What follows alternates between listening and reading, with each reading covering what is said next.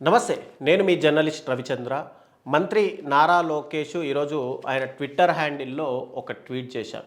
అదేంటంటే ఎన్డీటీవీకి సంబంధించినటువంటి ఒక లింక్ని అటాచ్ చేస్తూ ఆయన ట్వీట్ అయితే చేశారు.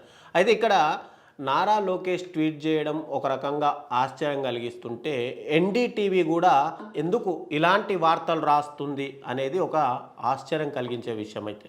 ఎందుకు ఈ మాట అనాల్సి వస్తుందంటే, మంత్రి నారా లోకేష్ ట్వీట్ గురించి మాట్లాడితే రీసెంట్గా తెలుగుదేశం పార్టీకి సంబంధించినటువంటి అఫీషియల్ ట్విట్టర్ హ్యాండిల్లో ఒక ట్వీట్ అయితే కనిపిస్తుంది. అదేంటంటే, మంత్రి నారా లోకేష్ ఈ 18 నెలల కాలంలో తన పర్యటనకు సంబంధించి అంటే హెలికాప్టర్లో తిరిగినాయి కానీ లేదంటే విమాన ప్రయాణాలు చేసిన వీటన్నింటిలో కూడా అంటే హైదరాబాద్ టు విజయవాడ లేదంటే అక్కడ ఆంధ్రప్రదేశ్ రాష్ట్రంలో ఎలాంటి అభివృద్ధి కార్యక్రమాలు లేదంటే సంక్షేమ కార్యక్రమాలకు వెళ్ళినా కూడా ఆయన తిరిగినటువంటి ఈ 18 నెలల కాలంలో ఒక్క రూపాయి కూడా రాష్ట్ర ప్రభుత్వ ఖజానా నుంచి ఖర్చు చేయలేదు అని చెప్పి ఆయన దాంట్లో టీడీపీ అఫీషియల్ ట్విట్టర్ హ్యాండిల్లో పెట్టారు.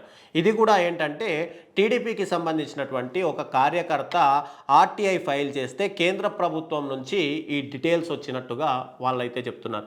అయితే ఇప్పుడు ప్రభుత్వమే అధికారంలో ఉంది, కూటమి ప్రభుత్వమే టీడీపీ, కాబట్టి ఇది ఎంతవరకు నిజం అనే విషయం మనం పక్కకు పెడితే సరే, ఒకవేళ నారా లోకేష్ ఈ 18 నెలల కాలంలో తన పర్యటన నిమిత్తము ఒక్క రూపాయి కూడా ఖర్చు చేయలేదు అంటూనే కింద జగన్మోహన్ రెడ్డి గారికి సంబంధించి ఆయన ఈ 60 నెలల కాలంలో అంటే 2019 నుంచి 2024 మధ్య కాలంలో ఈ 60 నెలల కాలంలో దాదాపుగా 222 కోట్ల రూపాయలు ఆయన పర్యటనల నిమిత్తము ఆయన హెలికాప్టర్లో వెళ్ళినా అటు లేదంటే ఫ్లైట్లలో వెళ్ళినా కూడా ఆయన ఖర్చు చేసింది 222 కోట్ల రూపాయలు అని చెప్పి అదే ట్విట్టర్ హ్యాండిల్లో రెండు అటు లోకేష్ది ఇటు జగన్మోహన్ రెడ్డి గారిది కలుపుతూ ఒక ట్వీట్ అయితే చేశారు. అయితే ఇక్కడ జగన్మోహన్ రెడ్డి గారు ఒక సీఎం స్థాయి వ్యక్తి, సీఎంగా పనిచేసినటువంటి వ్యక్తి. ఇక్కడ లోకేష్ ఒక మంత్రి స్థాయి వ్యక్తి. ఒక ముఖ్యమంత్రి స్థాయి వ్యక్తితోటి ఒక మంత్రి పోల్చుకోవడం ఏంటి? సరే, ఇప్పుడు ఈ టాపిక్ ఎందుకు వస్తుంది అంటే, గత కొన్ని రోజుల నుంచి రాష్ట్ర వ్యాప్తంగా మంత్రులు అటు డిప్యూటీ సీఎం లోకేష్ ఇక్కడ చంద్రబాబు నాయుడు ముగ్గురు కూడా వివిధ పర్యటనలు చేస్తూ వస్తున్నారు. ఇక్కడ పర్యటనలు చేస్తుండడంతో ప్రజలందరూ కూడా ఏమనుకుంటున్నారంటే ప్రజల సొమ్ము పూర్తిగా నీరుగారిపోతుంది, వాళ్ళ పర్యటనల కోసం ప్రజల సొమ్ము ఉపయోగిస్తున్నారు అని ప్రజల్లో కామన్గానే అందరిలో ఒక ప్రశ్న అయితే తలెత్తుతుంది. దాని నుంచి తప్పించుకోవడానికి ఇక్కడ లోకేష్ ఏంటంటే తాను పర్యటన నిమిత్తం ఒక్క రూపాయి కూడా ఖర్చు చేయలేదు అంటున్నాడు. సరే, మీరు ఖర్చు చేయలేదని అనుకుందాం, ఓకే, శభాష్ లోకేష్ అందాం.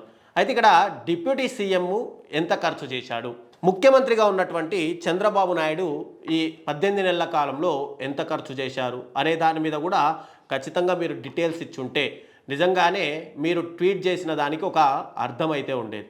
కానీ మీరు ఒక మంత్రి స్థాయి వ్యక్తి, ఇక్కడ రాష్ట్ర ప్రభుత్వాలు చేసేదంటే ఏ మంత్రి అయినా సరే పర్యటనలకు వెళ్ళినా అక్కడ ప్రారంభోత్సవాలకు వెళ్ళినా మంత్రులకు ఇక్కడ రాష్ట్ర ప్రభుత్వ ఖజానా నుంచి రూపాయి కూడా ఇవ్వరు. అది కేవలం కార్లో రోడ్లో వెళ్ళిన వాటికి మాత్రమే మీకు డబ్బులు చెల్లిస్తారు. మీ ఫ్లైట్లలో తిరగడానికి మీకు అధికారం లేదు, అది డిప్యూటీ సీఎం స్థాయి వ్యక్తి అయినా కూడా. కానీ ఇక్కడ కేవలం ముఖ్యమంత్రులకు మాత్రమే ఈ వెసులుబాటు ఉంటుంది, తాము పర్యటన చేయడానికి హెలికాప్టర్ వాడుకోవడానికి కానీ లేదంటే విమానాలు వాడుకోవడానికి. ఎందుకంటే ముఖ్యమంత్రి సమయం అనేది చాలా అవసరమైన సమయం. వాళ్ళు గనక రోడ్ వెళ్తే గనక వాళ్ళ సమయం మొత్తము ఆ మీటింగ్కే వృధా అవుతే వాళ్ళు నెక్స్ట్ డిసిషన్లు తీసుకోవడానికి కానీ లేదంటే వేరే కార్యక్రమాలు అటెండ్ అవ్వడానికి కానీ ఇక్కడ పూర్తిగా సమయం అనేది సరిపోదు అనే ఉద్దేశంతో రాష్ట్ర ప్రభుత్వాలు హెలికాప్టర్లను విమానాలను వాడుతుంటాయి. దీంట్లో చంద్రబాబు నాయుడు తిరగడానికి ఎవరు కూడా అబ్జెక్షన్ చెప్పట్లేదు. కానీ ఒక మంత్రిగా ఉన్నటువంటి మీరు, ఒక డిప్యూటీ సీఎంగా ఉన్నటువంటి పవన్ కళ్యాణ్ ఇష్టారీతిన హెలికాప్టర్లు విమానాలు వాడితే మాత్రం ఖచ్చితంగా ఎవరైనా అడుగుతారు. ఇక ఇంకొక విషయం మాట్లాడితే ఇక్కడ జగన్మోహన్ రెడ్డి గారి స్థాయి మీది కాదనే విషయం గుర్తుపెట్టుకోవాలి. ఒకవేళ మీరు జగన్మోహన్ రెడ్డి గారు 60 నెలల కాలంలో 222 కోట్లు ఖర్చు చేశారు అని చెప్పాలి అనుకుంటే మీరు ఒక ముఖ్యమంత్రిగా ఎన్నికైన తర్వాత ఒక ముఖ్యమంత్రి స్థాయిలో గతంలో జగన్మోహన్ రెడ్డి గారు 60 నెలల్లో 222 కోట్లు ఖర్చు చేశారు అని చెప్పొచ్చు. కాబట్టి మీరు ఆ స్థాయిలో పోల్చుకోవడం అనేది చూస్తుంటే కనుక ఇది పూర్తిగా అవహేళనగా కనిపిస్తుంది మెయిన్గా చూసుకోవాలంటే.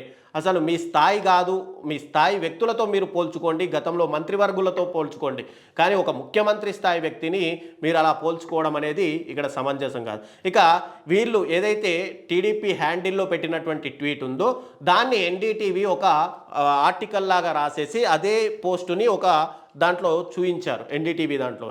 అయితే ఇక్కడ ఎన్డీటీవీ వాళ్ళకు కూడా కొంచెం కూడా ఇది ఏదైతే నిజమా కాదా, ఇది గతంలో ముఖ్యమంత్రి స్థాయి వ్యక్తికి ఒక మంత్రి స్థాయి వ్యక్తి ఇలా పోల్చుకోవడం సమంజసమేనా అనే విధంగా ఆర్టికల్ రాయాలి.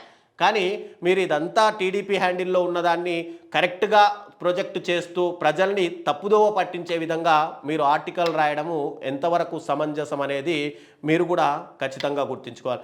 అయితే ఇక్కడే ఈ ఏదైతే ఎన్డీటీవీకి సంబంధించినటువంటి లింక్ను పోస్ట్ చేస్తూ రీపోస్ట్ చేసినటువంటి లోకేష్ ఇక్కడే ఒక విషయంలో దొరికిపోయాడనే చెప్పుకోవచ్చు. ఇక్కడ జగన్మోహన్ రెడ్డి గారు ఓడిపోయిన తర్వాత 2024 తర్వాత ప్రతి 2 రోజులకు షెల్టర్ బస్ లాగా వెళ్తే బెంగళూరు వెళ్తాడు, తాడేపల్లి, బెంగళూరు, తాడేపల్లి ఇలా తిరుగుతూనే ఉంటారు అని చెప్పి మీ యొక్క సోషల్ మీడియాలోను మీ యొక్క ఛానళ్లలోనూ పదే పదే జగన్మోహన్ రెడ్డి గారు 56వసారి, జగన్మోహన్ రెడ్డి గారు 57వసారి అంటూ ఆర్టికల్స్ రాస్తూ ప్రజల్ని చెప్తున్నారు. ఆయన ఇప్పుడు ముఖ్యమంత్రి కాదు, ఆయన ఒక ప్రతిపక్ష నేత. ఆయనకు ప్రజల్ని కలవాల్సిన సమయంలోనే ఆయన కలుస్తారు, అంతేగాని ఆయన ప్రారంభోత్సవాలు శంకుస్థాపనలకు వెళ్ళాల్సిన అవసరం ఆయనకు లేదు. కాబట్టి ఆయన ఖచ్చితంగా బెంగళూరు వెళ్తారు, తాడేపల్లి వస్తారు, ఆయన ఎక్కడికైనా రావచ్చు. కానీ మీరు మంత్రిగా ఉన్నారు, మీరు మంత్రిగా ఉండి 77 సార్లు మీరు ఇచ్చినటువంటి లింకులోనే ఒకసారి చూసుకోండి, హైదరాబాద్ టు ఇటు విజయవాడ టోటల్గా 77 సార్లు తిరిగినట్టుగా మీ దాంట్లోనే కనిపిస్తుంది. అంటే ఇక్కడ మీరు ఎన్నిసార్లు ఈ 18 నెలల కాలంలో ఎన్నిసార్లు మీరు హైదరాబాద్ టు విజయవాడ తిరిగారు? హైదరాబాద్లో ఒక మంత్రిగా ఉన్న మీకు హైదరాబాద్లో పనేంటి? మీరు వీకెండ్ ఎంజాయ్ చేయడానికి హైదరాబాద్ వెళ్ళడం తప్పు కాదు. మీ యొక్క మీడియాలోనూ మీ యొక్క ఛానళ్లలోనూ మీ యొక్క పేపర్లలోనూ ఎక్కడా దీని గురించి డిస్కస్ చేయరు. కానీ జగన్మోహన్ రెడ్డి గారు బెంగళూరు వెళ్ళినా, తన ఫ్యామిలీ దగ్గరికి వెళ్ళినా కూడా ప్రతిసారి 50వసారి 60వసారి అంటూ పదే పదే దాన్ని చూపించి హైలైట్ చేసే ప్రయత్నాలు మాత్రం చేస్తున్నారు. ఇది మానుకోవాల్సిన అవసరం ఎంతైనా ఉంటుంది.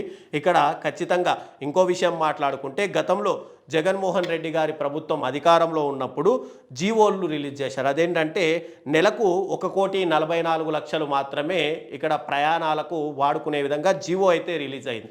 తర్వాత ఇప్పుడు కూటమి ప్రభుత్వంలో ఇంకొక జీవో రిలీజ్ చేశారు. అదేంటంటే 6,37,00,000.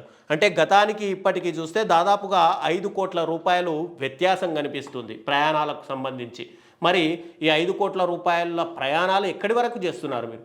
అదే రాష్ట్రం, అదే బార్డర్స్, అవే కదా, అవే శంకుస్థాపనలు కదా. మరి ఎందుకు ఈ 5 కోట్ల రూపాయలు ఎక్స్ట్రాగా ఖర్చు అవుతున్నాయి ప్రతి నెల అనే దాని మీద కూడా కూటమి ప్రభుత్వం ఖచ్చితంగా సమాధానం చెప్పాలి.